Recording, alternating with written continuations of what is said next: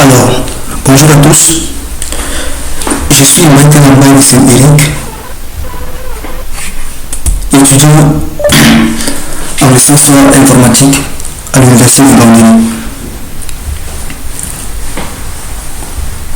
Aujourd'hui, nous allons parler de la gestion des processus sur Linux. Moi, je vais vous parler de c'est quoi un processus, quels sont les avantages et quels sont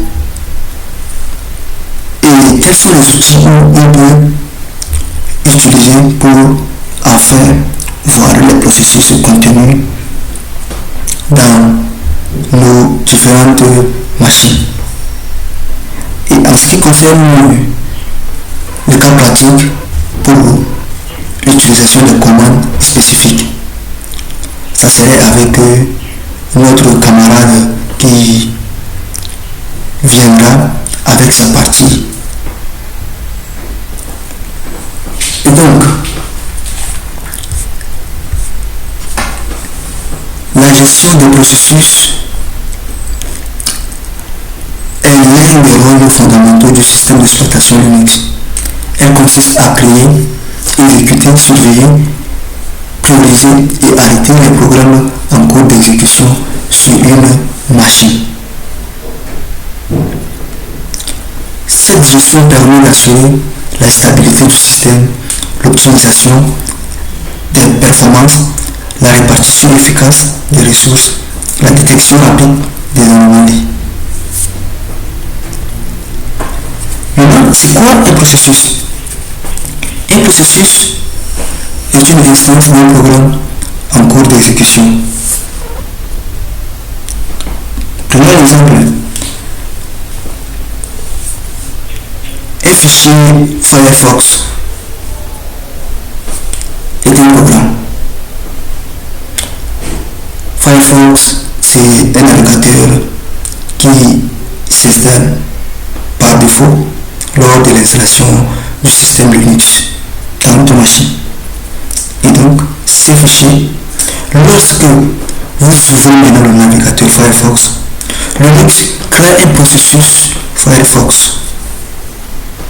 Maintenant, ce processus possède plusieurs caractéristiques, à savoir le process ID qui est l'identifiant unique du processus, et nous avons également le parent process ID qui est l'identifiant du processus parent. Nous avons encore l'utilisateur prioritaire, c'est-à-dire l'utilisateur ayant lancé le processus. Nous avons également les états du processus qui est l'état actif, en attente, l'état en arrêt ou l'état terminé. Sous Linux, chaque processus est géré par le noyau afin de garantir une exécution correcte et sécurisée. Tout simplement. Maintenant, quelle est l'importance de la gestion des processus sur Linux? La gestion des processus est essentielle pour maintenir les performances et la disponibilité d'un système Linux. Elle permet notamment de surveiller les performances, identifier les processus qui consomment excessivement le CPU ou la mémoire. Mémoire RAM, bien évidemment. Détecte également les anomalies. Optimise aussi les ressources.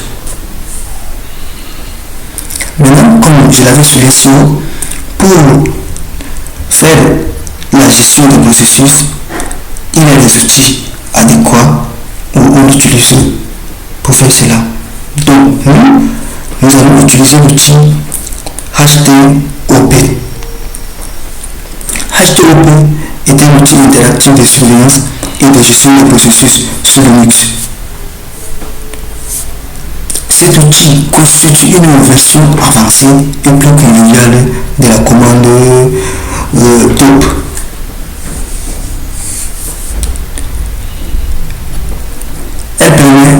HTOP permet d'afficher l'utilisation du CPU, l'utilisation de la mémoire RAM, l'utilisation de la mémoire swap. Cette fichier charge du système, liste les processus actifs, nous donne également le pourcentage du CPU et de la mémoire consommée. Donc, l'outil HTOP, ça ne vient pas par défaut lors de l'installation du système. C'est une ressource où on installe. Pour l'installer, il va falloir se situer en tant qu'administrateur au niveau de l'unité de commande pour l'installer. Et si tu ouvres simplement ton terminal, comme le mien ici, tu vas utiliser la commande sudo apt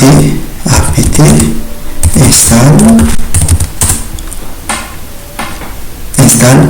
Maintenant on écrit le nom de notre outil qu'on va installer, HTOP, et on lance l'installation.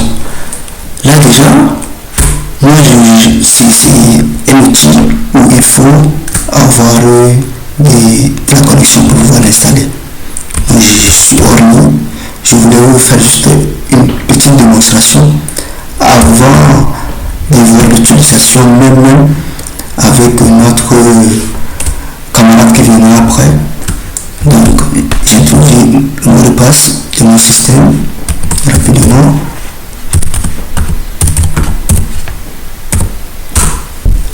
Ok, voilà encore. Donc ça va patienter quelques secondes. Voilà, on nous présente l'heure ici. Donc c'est qui suppose que voilà, je ne suis pas, la machine n'est pas connectée au réseau. Si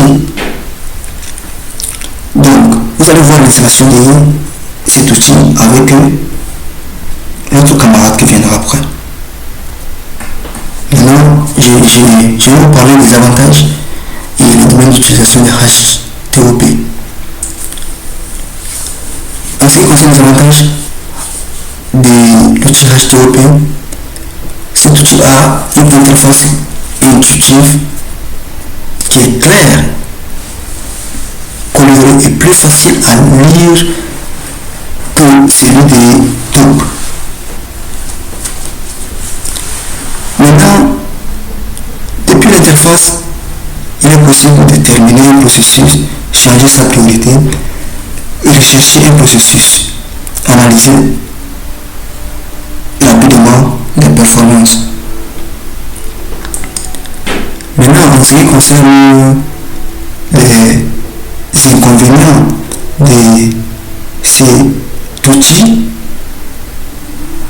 HTOP peut être utilisé avec le clavier et la souris. En ce qui concerne le domaine d'utilisation, on peut l'utiliser en administration système, dépannage et maintenance du système. On peut l'utiliser dans le domaine du contrôle de l'utilisation du CPU et de la RAM, dans le domaine de la sécurité informatique, etc. Bien, merci beaucoup pour votre énorme attention. Alors, je vous demande d'être attentif et pour voir comment utiliser cet outil HTOP pour visualiser et créer les processus avec notre camarade. Merci beaucoup.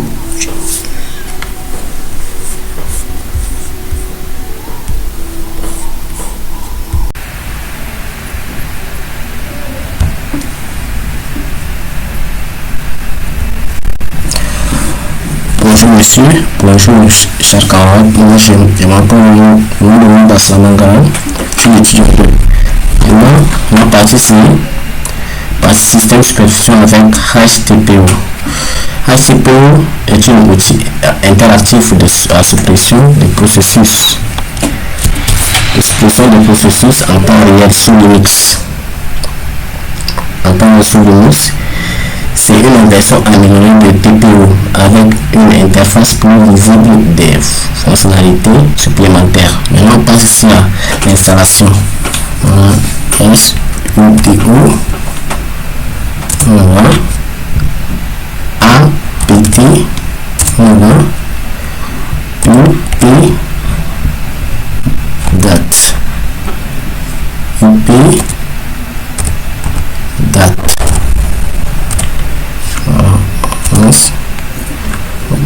On va le mot de passe. Voilà.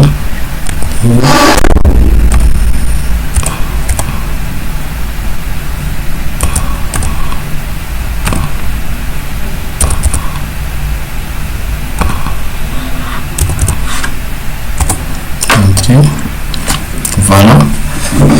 Maintenant, on attend encore. Voilà. Maintenant, on passe ici à l'installation. On a là UTO APT. Voilà.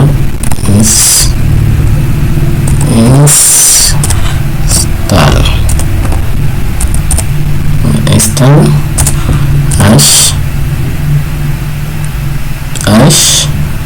HTTP. Voilà. Et entrée.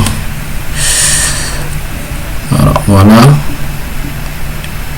ça commence à installer.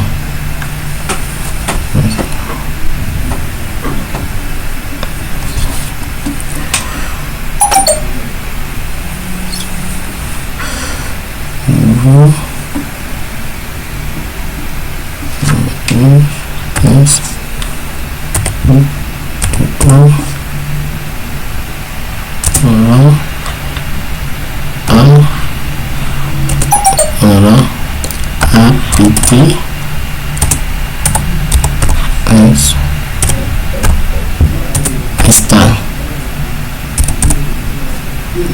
install.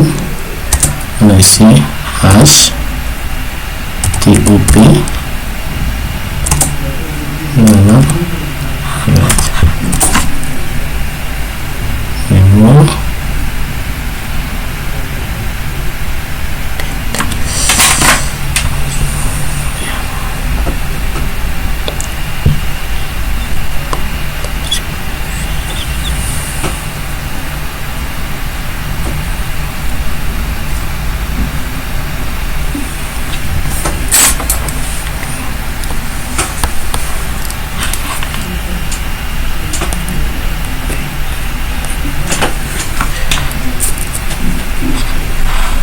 S.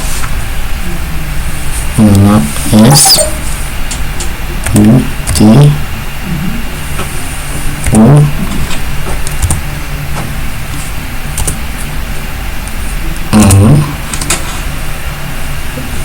A P T voilà,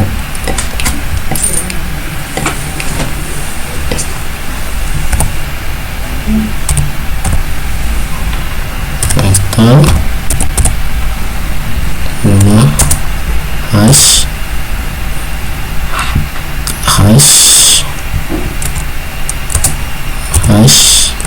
P H T U P voilà Y voilà.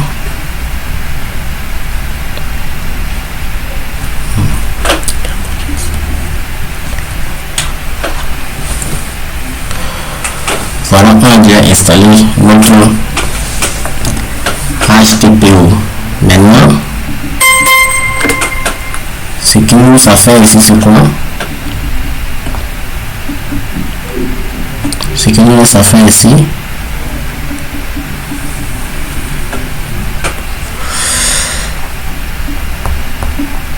ce qu'il nous a fait ici, c'est voilà. H T O P H H T O P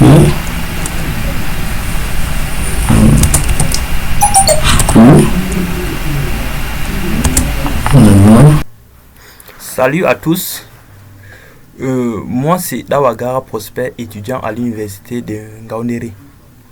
Aujourd'hui, je vais vous présenter l'administration des processus sur Linux.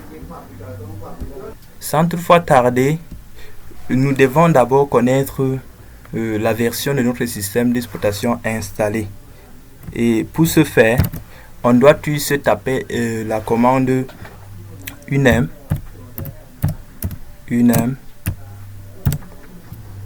a.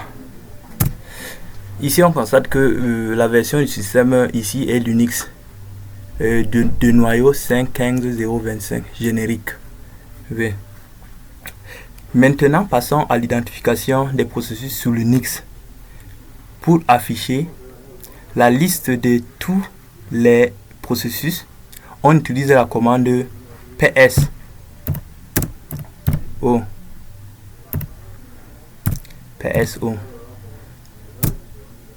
Ici, on a la liste de tous les processus sous Linux. On a le PID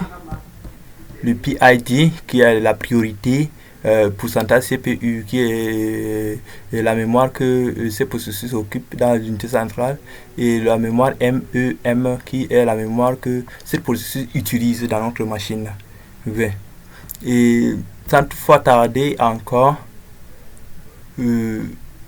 on va chercher à connaître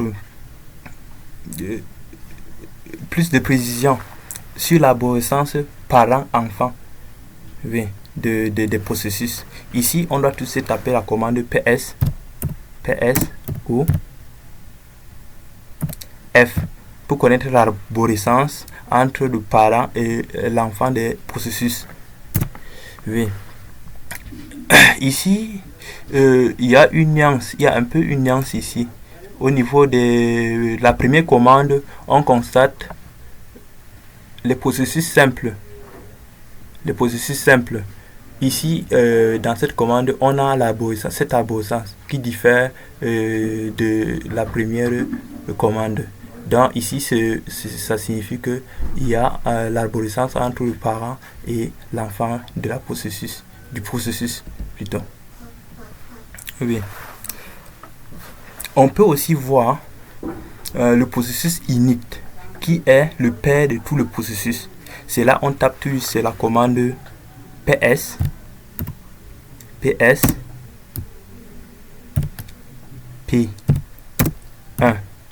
pour voir la commande init. Ici on constate que la commande init ici se nomme sysemd qui a un PID 1 donc de priorité 1. Oui, parce que cette processus se charge premièrement lors du démarrage de la machine. Oui. Pour voir également l'état des processus, on tape la commande suivante ps ou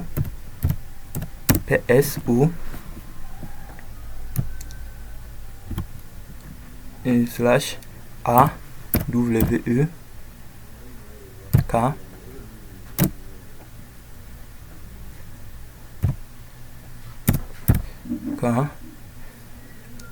alcoolade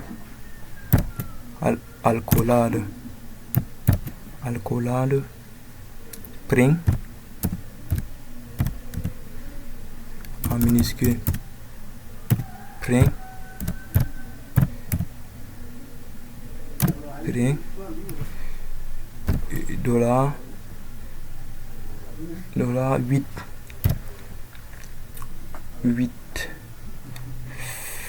l'alcoolade fermée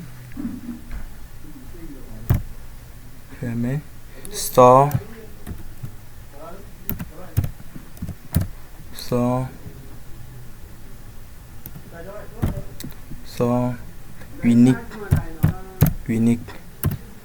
unique C C'est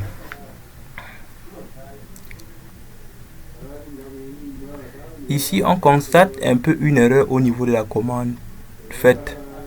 J'ai plutôt tapé AWEK PS. Je retape cette commande PS O O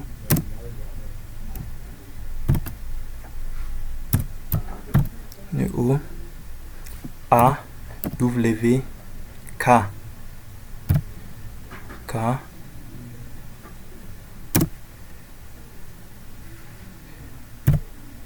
K alcoolade print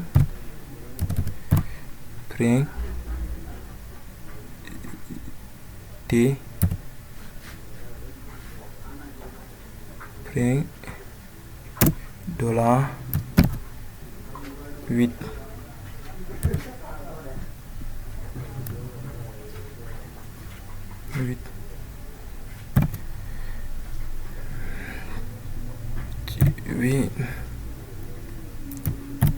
100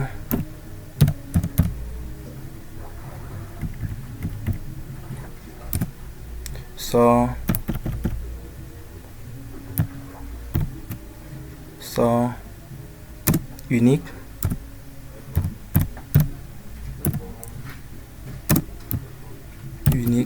C. Ici on voit les états de processus. Ici on voit que il n'y a pas de processus zombie, et R ici veut dire le processus est en attente des entrées et sorties, et le symbole ci veut dire que ce processus est plus prioritaire. Oui. Voyons maintenant comment gérer les processus directement depuis le terminal. Ces genres de commandes, ce sont des commandes qu'un administrateur système utilise quotidiennement. Oui. Pour alors rechercher un processus par nom, on utilise la commande pgrep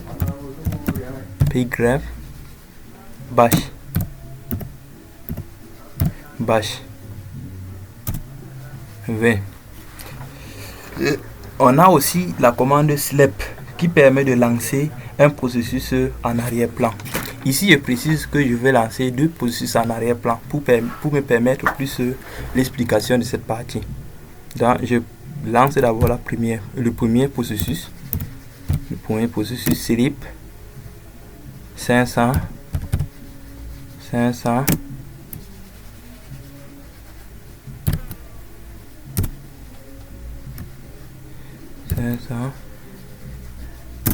oui, j'ai lancé mon premier processus.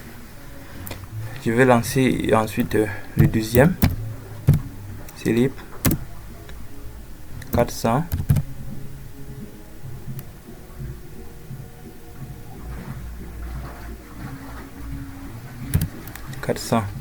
espace 400. J'ai lancé mon deuxième processus. Ici on constate que entre crochets ici le numéro de processus, mon premier processus, mon deuxième processus, ici aussi ce sont les PID dans la priorité. Ouais. Et alors pour voir si réellement ces processus sont en arrière-plan, on doit juste utiliser la commande jobs entrée V. En utilisant cette commande, alors nous voyons réellement que ces processus sont en arrière-plan. Donc voilà ces processus en arrière-plan. Oui. Pour alors retrouver les PID, on utilise tout juste la commande pgrep lips pgrep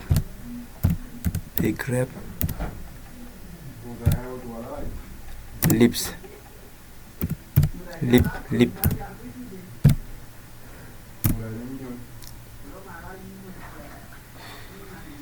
Et j'ai un peu écrit cela avec l'erreur, j'ai mis 2 E or c'est un seul E. Pgrep, je réécris pgrep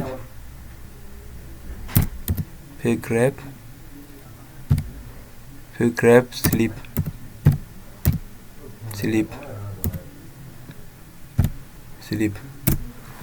Oui, on constate ici que les PID sont les suivants. Pour le premier processus, c'est 3730. Pour le deuxième processus, c'est 3732.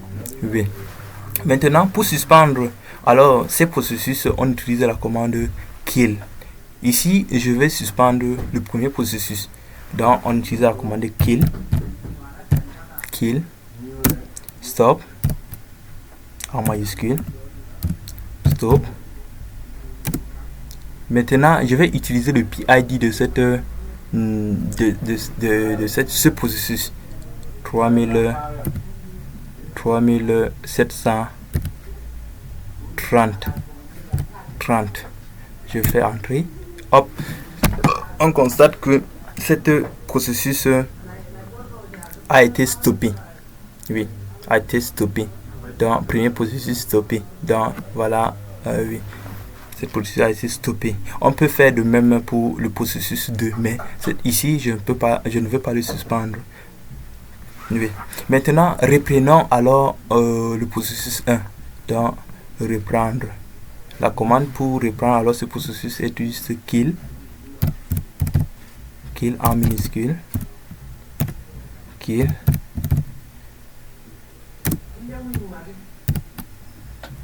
count en majuscule, count, le PID donc 3730. Je vais entrer, hop. Oui.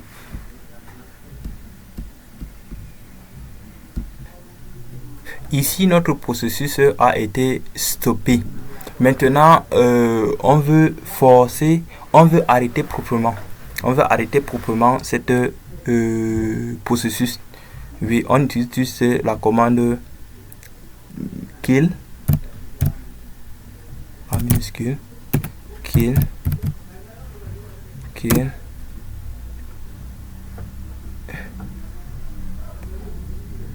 15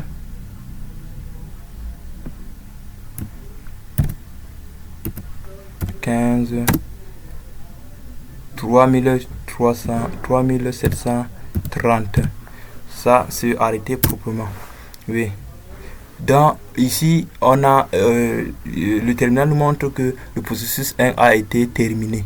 Donc, on l'a arrêté proprement. Ici, c'est la méthode SIGTERM. Maintenant, on doit forcer aussi l'arrêt du processus 2. Puisqu'on a déjà arrêté notre processus 1, on force l'arrêt du processus 2. Donc, ici, on utilise juste la commande kill.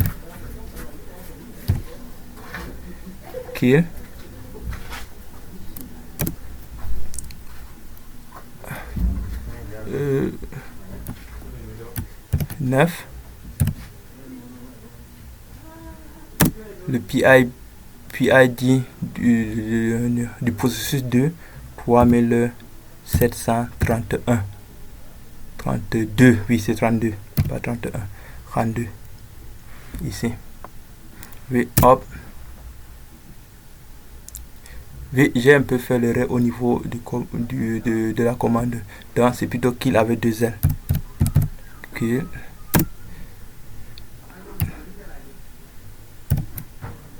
« 9 3732. Hop. Oui. Ici, le terminal nous renvoie que le processus 2 a été stoppé de manière forcée. Oui. De manière forcée. Et cette méthode est aussi appelée le sync kill.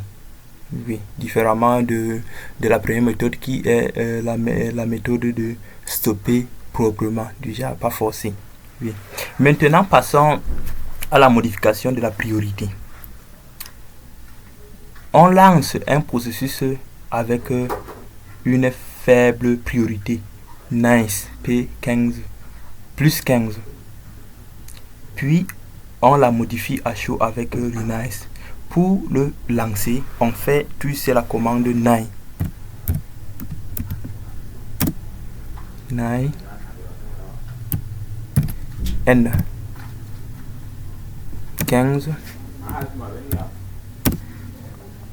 sleep. Ça, on est en train de lancer notre processus avec un faible priorité. Ouais. Skill sleep 300 dans l'ensemble ces processus. Cette processus.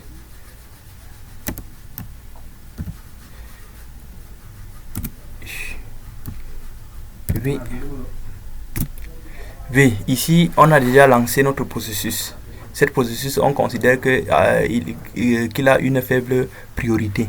Donc, cette priorité est de 3752. Ouais. Maintenant, pour le tuer proprement, on fait juste la commande kill. Kill.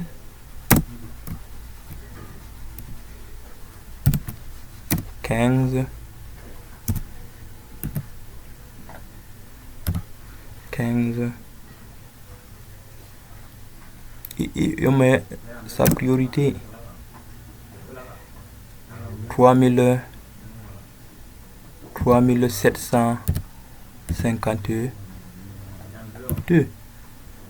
Hop, entrée.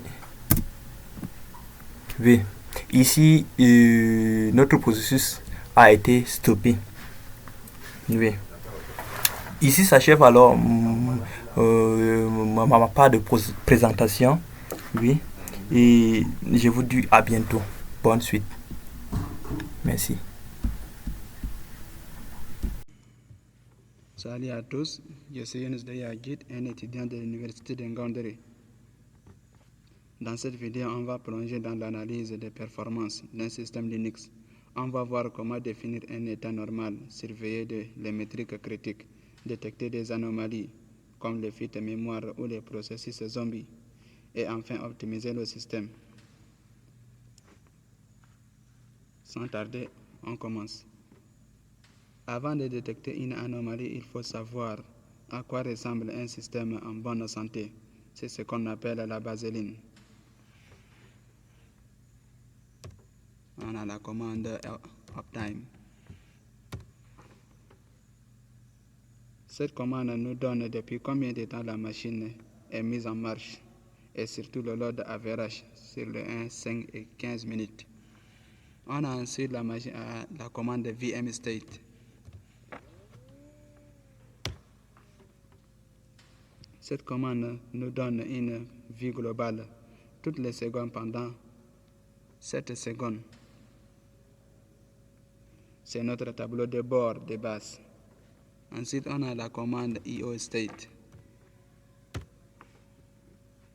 Cette commande nous montre l'utilisation des disques. Ensuite, on a la commande mpstate.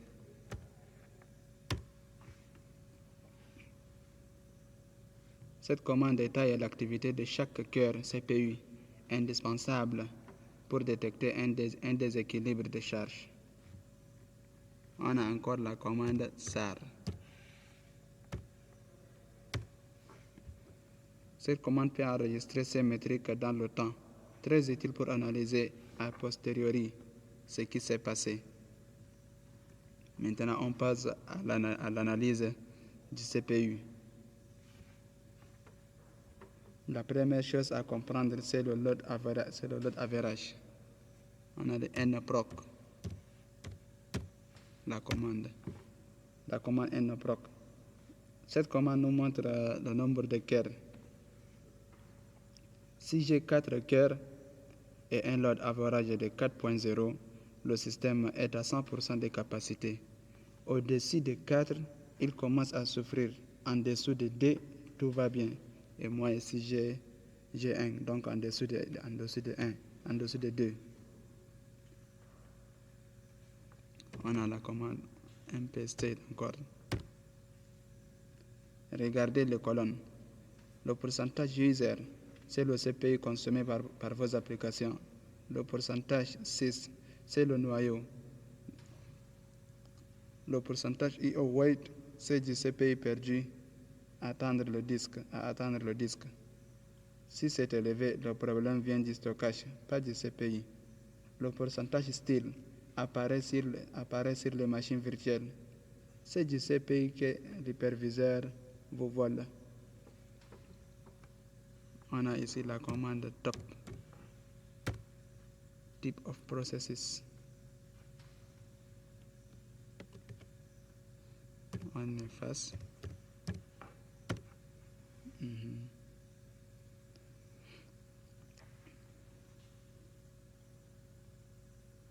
On a encore le PS AUX store même.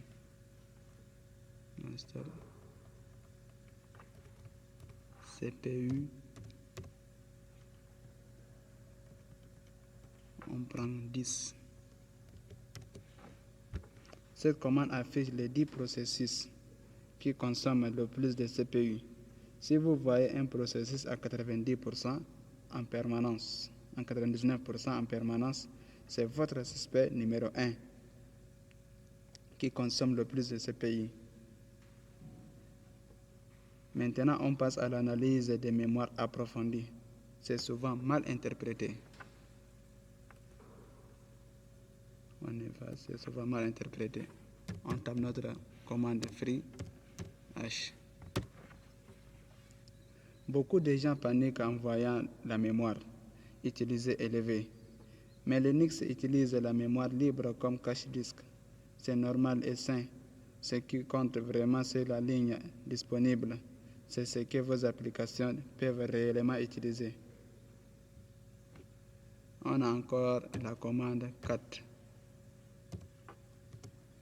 /proc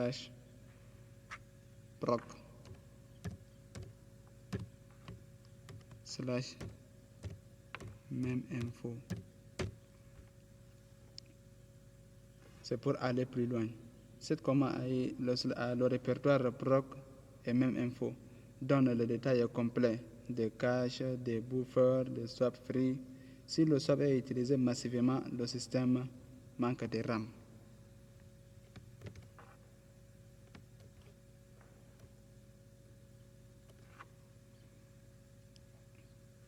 On a encore la commande watch.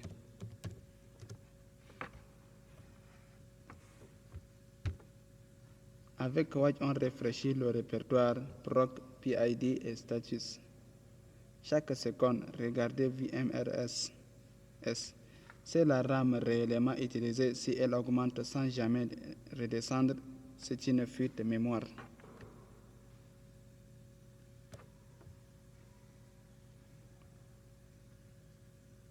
On a encore la commande cat.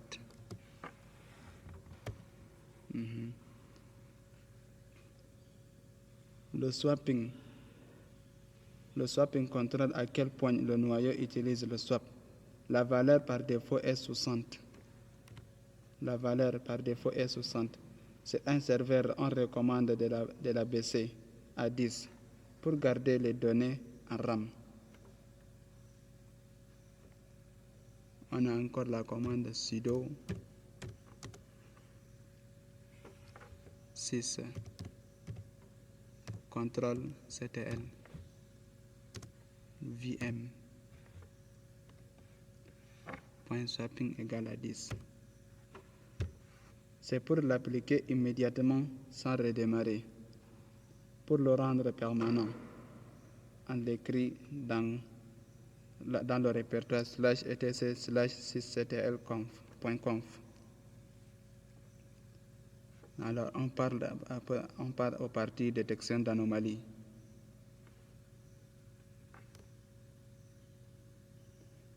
La partie détection d'anomalies, c'est la partie la plus importante, détecter ce qui cloche. On a la commande ps aux grep, le pipe grep z. Un processus, c'est le processus zombie. Un processus zombie, c'est un processus mort mais encore nettoyé par son parent. Mais pas encore nettoyé plutôt par son parent. Il n'utilise pas de CPI ni de mémoire, mais il occupe une entrée dans la table de processus. Si vous en avez de certains bugs dans l'application parent.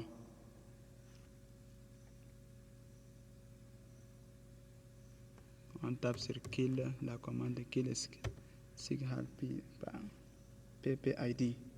On envoie le SIG-shield au processus parent pour lui demander de nettoyer ses parents morts.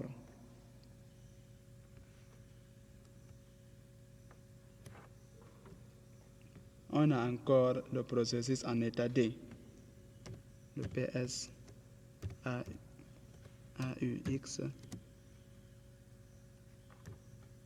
pipe AWK. C'est l'état D. L'état D signifie ininterruptible sleep. Le processus attend une ressource entrée-sortie et ne peut pas être interrompu, même par un kill. C'est souvent un problème disque ou NFS. Si vous en avez beaucoup, vérifiez la commande IO state.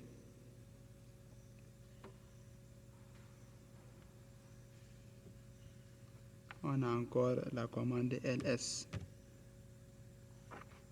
OF.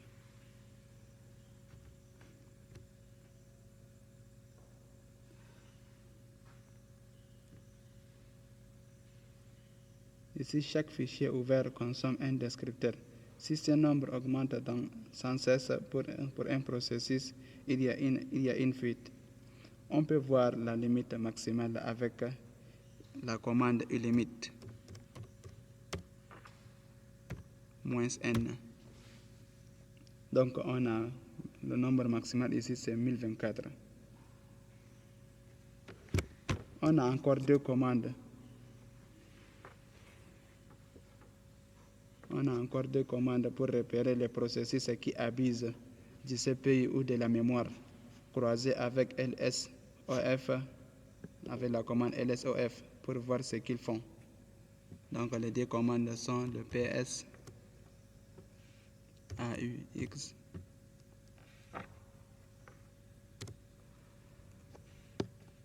-, numéro 5.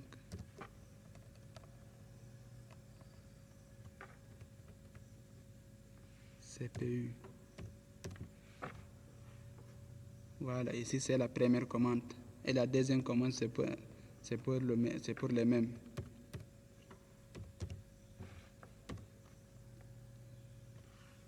Celle-ci, c'est la deuxième commande.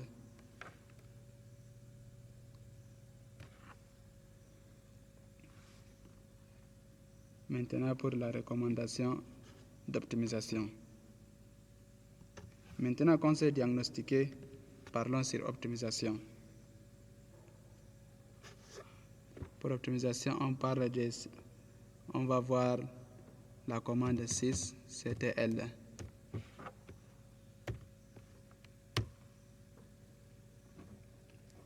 Si CTL permet de tuner le noyau à chaud, ces paramètres améliorent la gestion des connexions réseau.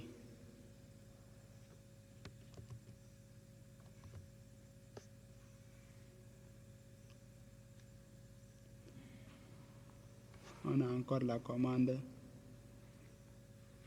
echo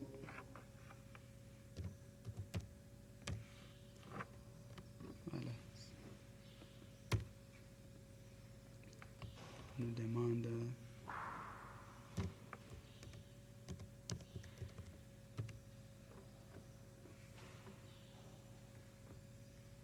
et ensuite on a le sudo CTL.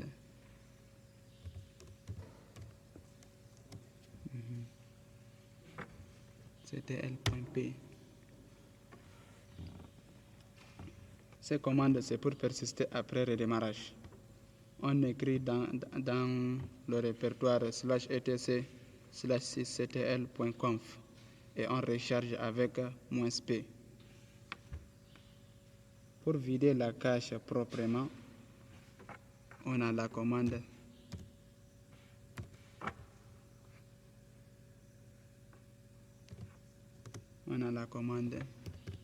things, le est logique, echo 3 pipe c.t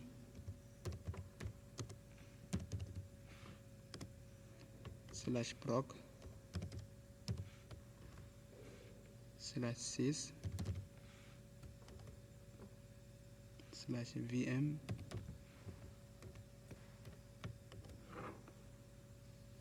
/drop tiré de 8 catch.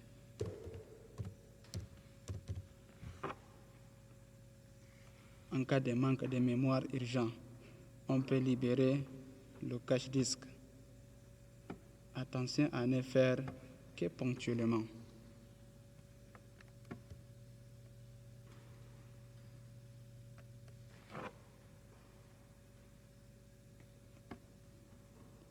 Pour une supervision continue, deux outils sont incontournables. Monit est léger. Il surveille vos processus et redémarre automatiquement ce qui tombe. Promettez avec Node Exporter est la solution moderne. Il collecte toutes les métriques en temps réel et vous pouvez créer des alertes sur Grafana. Pour cette vidéo, on ne les installe pas. Mais retenez qu'en production, vous ne surveillez jamais un serveur à la main. Alors, voilà pour cette analyse complète. Pour résumer, commencez toujours par établir une baseline surveillée. Surveillez le CPU avec un pstate, la mémoire avec la commande free et /proc. Et chassez les anomalies avec la commande ps, lsof et watch. Le tuning noyau via la commande systl est puissant mais doit être fait avec précaution. Et en production, automatisez tout ça avec Prometheus ou Monit. Si cette vidéo vous a aidé, likez et partagez. À la prochaine. Ciao.